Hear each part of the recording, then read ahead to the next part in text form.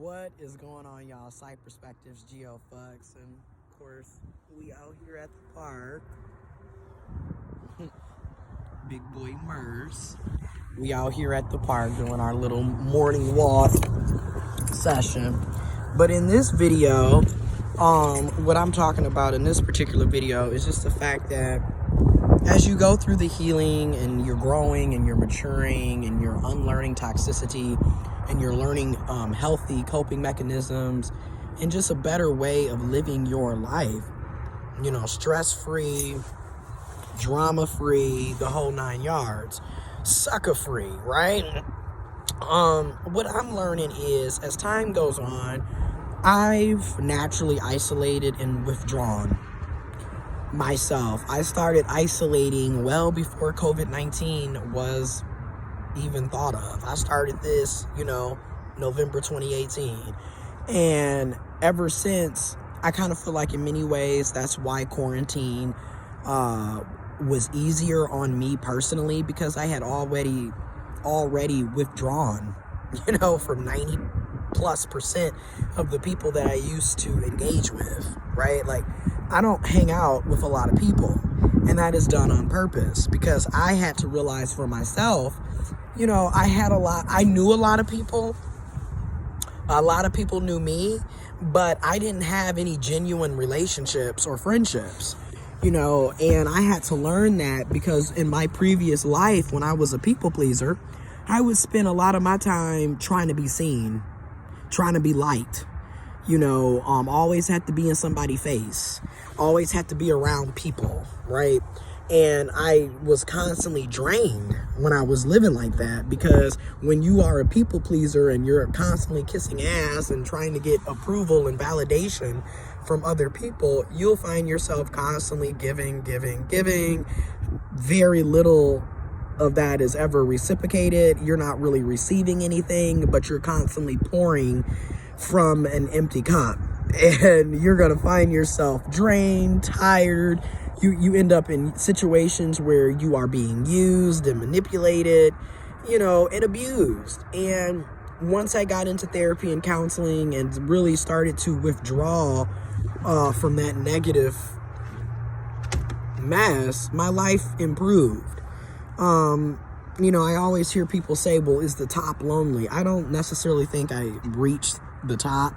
I don't think I've reached the pinnacles I plan to reach, period, to be honest, on some Drake shit. But I haven't. I still have a long way to go. I still have a lot of healing and self-work that I have to do, I think a lot of this is a lifelong journey. But to get back to the purpose of this video,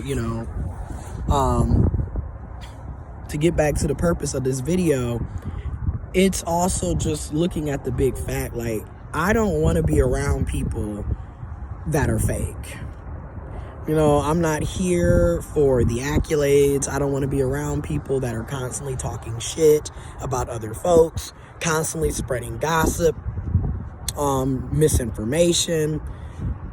I'm almost 29. So for me, that is just very childish, immature, toxic, negative, dysfunctional behavior that I no longer entertain. I don't want to be around people who don't want to be around me. You feel me? When you are a recovering people pleaser, you will find out for yourself, like, a lot of these relationships that you had previously were fake and one-sided. Like, again, these were not meaningful relationships at all. And that's what I'm learning, what I have learned, like, why I'm so to myself nowadays. I don't care for it anymore, because I'm realizing not only when I was a people pleaser, I was always spending money, because I always had to pay for somebody else, for them to get there, for their ride, because they couldn't afford the ticket, whatever it may have been. I was always wasting money. And since I've really honed in on setting healthy boundaries, information on how to set healthy boundaries will be in the description box below. But once I started setting those healthy boundaries, respecting myself, and really prioritizing myself, having a sense of self-worth, I don't waste money and time and energy and resources anymore because I'm not around a bunch of fake ass people. You know, I mean, and I don't allow people in my space either anymore. Like, it's just a lot of stuff that I have become very protective over, because before I was not protecting myself. I didn't have any boundaries. I didn't have any self-worth. I was just putting myself in situations, places, dealing with people who were taking and hurting me. And now I'm just like, if you're always negative, I don't want to be around you. You know, and that's with people, that's with family, that's with friends, that's with associates, that's with complete strangers. I don't care. I don't have time. And there's a lot of people who are like that. Like, every time you talk to them, they only have negativity to bring to you. You know, it's never anything positive. It's never anything good. Another thing that I pay attention to is my energy. When I'm around you, I'm depleted, I'm having anxiety, I'm stressed out, that's bad energy. And if I'm always feeling like that when I'm around you, I'm not going to be around you. You know, it's just that damn simple. I don't want to be around people who cause me to have bad energy, right? I don't want to be around people like that. Another thing that I'm starting to realize, I don't want to be around users. That's another thing that I've learned, like, as a recovering people pleaser, as a recovering toxic codependent, is realizing, like, damn, users were very prevalent in my life previously because I didn't have any boundaries. You know, so, and I'm noticing again with my mom, like, you know, with all due respect, a lot of us become people pleasers, toxic codependent, narcissistic, etc. because of the people that we grew up with, because of our parents, because of our families, because of the environments. And I'm realizing, like, with my mom, you know, yes, she has mental health issues. I have mental health issues. Most people have mental health illnesses. A lot of us are undiagnosed because we don't have access to health insurance. Hence why I am a strong supporter of universal health care. So people can actually go to the doctor and get the mental and physical health resources and services that they deserve and greatly need. But back to the point of this video with my mom. She's a user. You know, every time you turn around, this has been my entire life. You know, I'm almost 29, I'm almost 30. So, you know, you might as well say 3 decades of this type of behavior. And then when you're growing up in these types of households and you have to deal with this type of shit, it's negative. It's very negative, and you either become someone who is, you know, you're highly aware of other people's emotions and feelings, and you're constantly trying to walk on eggshells and tiptoe around them because you don't want to offend them, you don't want to bother them, you don't want to make them mad. So your entire life is literally predicated on trying to please them. And I lived in that, you know, dealing with my grandmother, dealing with my uncle, dealing with my papa, dealing with my mother. I lived in it. And, you know, here I am. It's now April. July will be here in 3 months. And then for me, come July, it'll mark 1 year since I moved.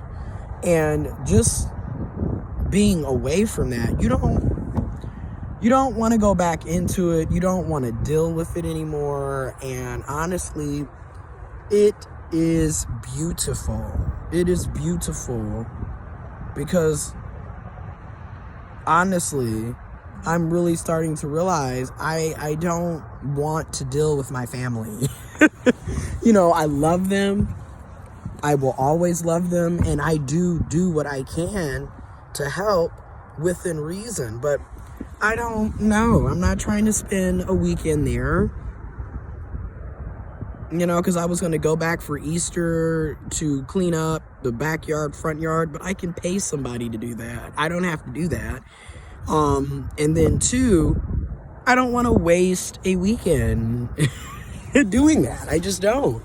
You know, I don't feel like trying to barbecue and grill shit just so there could be another argument, just so you can say something that's disrespectful or rude. I'm not interested. And I was there Wednesday, right? Like, I am literally at that point in my life where That is a major turnoff. I have boundaries in place, and I rather protect myself. And then, like I said, I don't care anymore. I don't want to be in a situation where I'm going to be abused and I'm going to be hurt and I'm going to be in a negative energy. I just don't. So that's the gist of this video. Once you learn healthy boundaries and you get into therapy counseling and you're maturing and you're growing and you're unlearning negative shit and you're learning positive, healthy ways of living, you're not going to ever want to go back to that. And another thing is even learning that there's just certain people that you just don't want in your life. You don't want in your life, and you don't want to deal with them anymore. And you don't have to.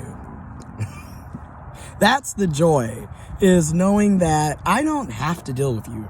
And I don't have to. And I'm not going to. And I don't care. And I'm not going to feel bad about it. Because another thing about toxic, narcissistic, dysfunctional people, they're always trying to guilt trip you, especially with these toxic families. They'll always sit up and say stuff like, well, I'm your mother, I'm your father, I'm your grandmother, I'm your grandfather, I'm your brother, I'm your sister, I'm your sibling, I'm your cousin, I'm your family. What does that have to do with anything? You being family or not doesn't give you the right to disrespect me, to belittle me, to treat me like shit, to use me. I don't have to deal with you. I didn't ask to be here. You know what I mean? And especially in the black family. Stop letting these toxic ass black parents sit up here and try to guilt trip you, because at the end of the day, they're the ones that had unprotected sex. They're the ones that decided to have children. You didn't ask to be here, and you don't have to put up with their bullshit. All right, sending y'all love and positive energy, positive affirmations, peace, tranquility, healing energies, good energy. Make sure y'all wear y'all masks. Double mask, stay six feet apart, wash your hands, and if you can and if you want to, get vaccinated. I'm out.